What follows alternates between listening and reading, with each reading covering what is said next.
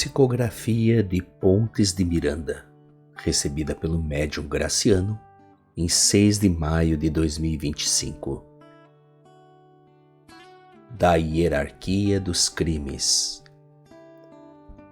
A ausência da fé no futuro, a incompreensão a respeito da vida após a morte do corpo, somado ao materialismo absurdo que gera a busca pelo prazer a todo custo. Um furto aqui, um engodo acolá, o desequilíbrio vai se instalando e a indisciplina toma seu lugar.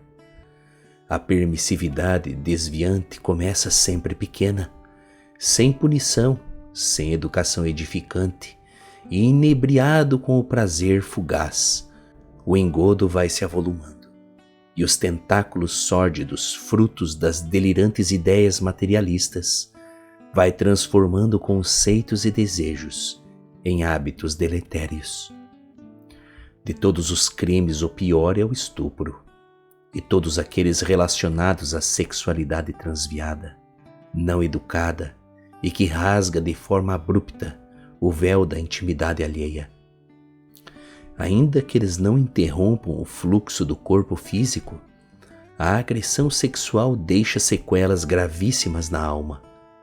O trauma ocasionado amofina a vítima e, por vezes, pode até transformá-la em algoz de si mesma, através da covardia do suicídio, ou ainda em carrasco de corpos e consciências alheias, passando adiante o fel de sua amargura.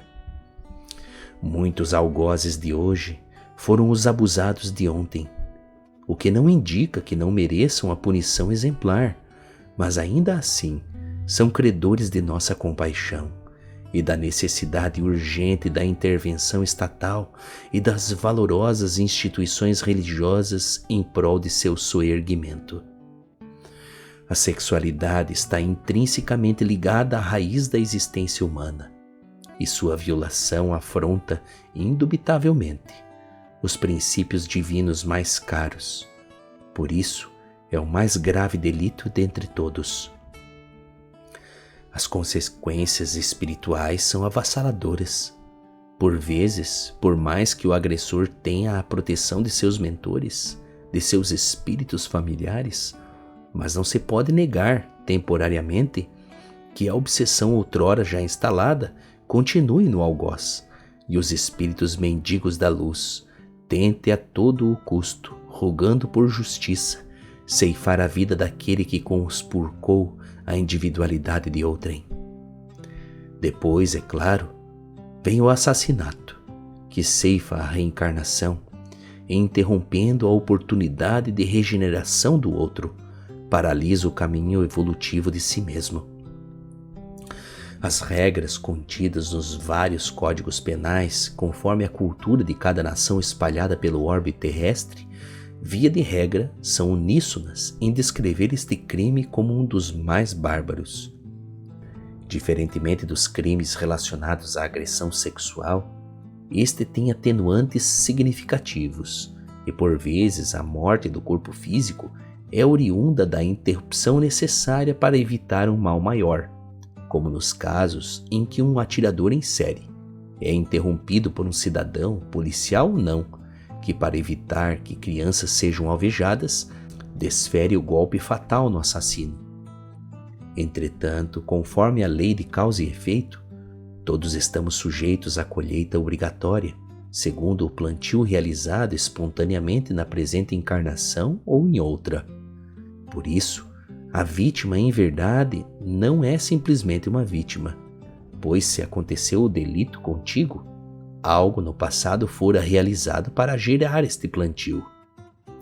Este pensamento não representa a transmissão de culpa e responsabilização do crime para a vítima, mas somente para a melhor compreensão da verdadeira justiça divina, que não se encontra ainda plenamente na terra aos olhos materiais, mas que atinge a todos os algozes de ontem, que por vezes são as inocentes vítimas do presente.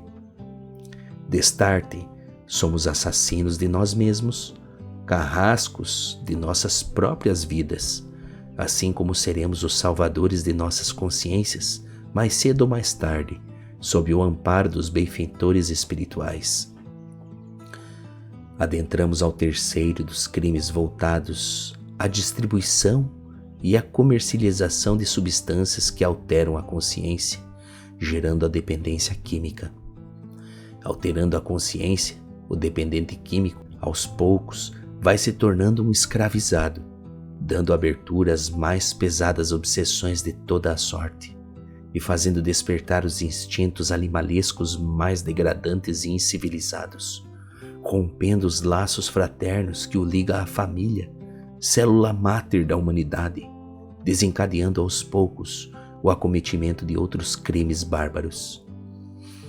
Em busca do objeto de seu desejo, a obtenção da substância entorpecente, lícita ou não, na falsa esperança de sentir a sensação original adquirida no primeiro experimento, com o tempo, torna-se capaz das piores atrocidades, prejudicando a si mesmo, inicialmente, e depois aos seus parentes mais caros, até chegar ao ponto de comprometer os cidadãos mentalmente frágeis de virtudes e conceitos nobres, levando ao declínio a toda uma sociedade nublada dos conceitos mais baixos e vis.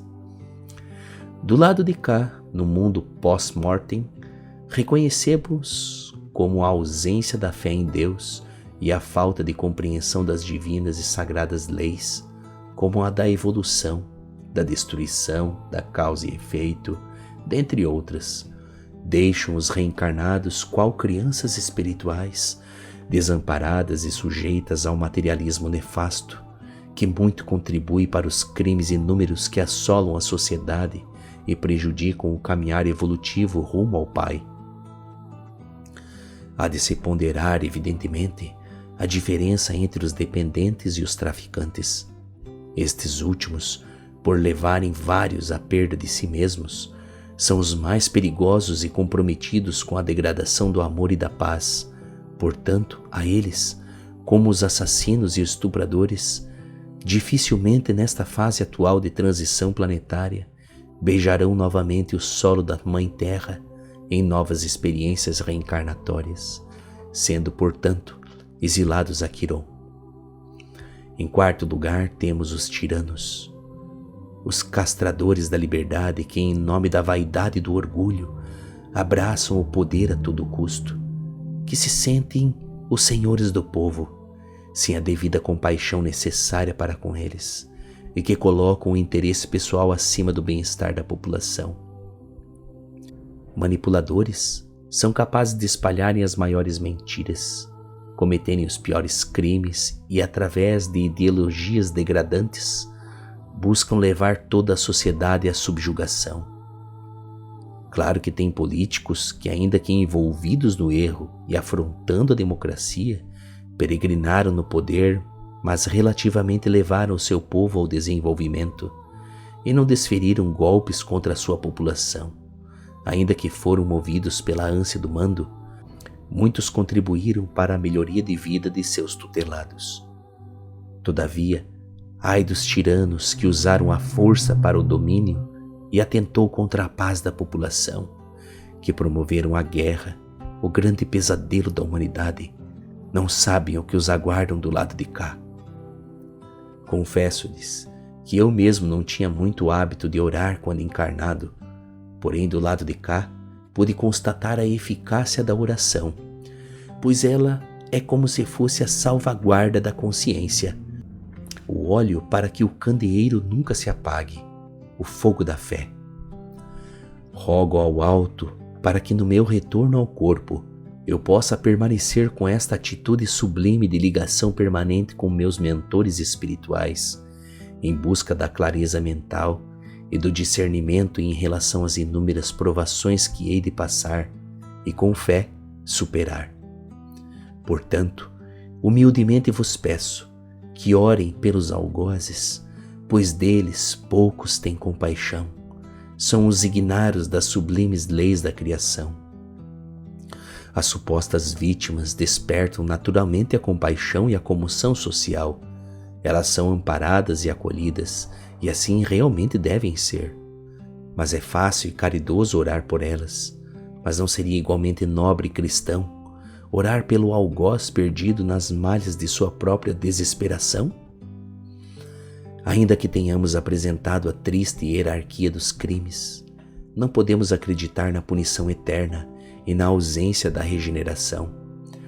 A reencarnação é o caminho permitido por Deus para a regeneração de todos, para os reajustes necessários em relação ao passado delituoso e para o reencontro de si mesmo em busca da felicidade real, a paz e o amor.